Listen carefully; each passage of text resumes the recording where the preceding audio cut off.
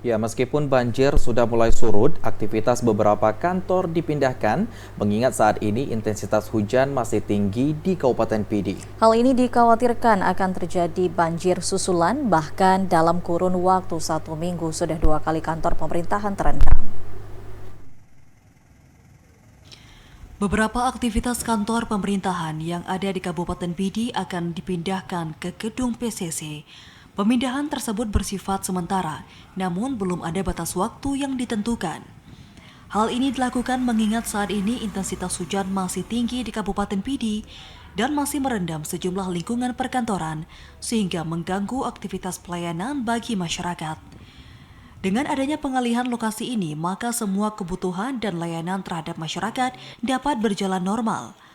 Wahyudi Adi Siswanto, penjabat Bupati Pidi menyebutkan, semua layanan perkantoran dialihkan sementara ke gedung PCC karena lokasi tersebut lebih tinggi dibanding komplek perkantoran yang saat ini terendam banjir. Ya, pasti terganggu karena beberapa kantor pelayanan saya minta pindah lokasi.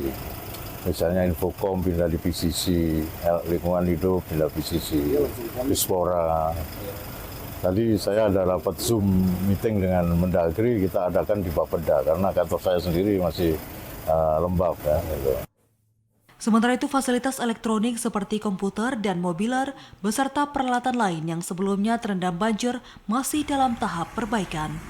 Dari Pidi, Hasbi, TVRI Aceh melaporkan.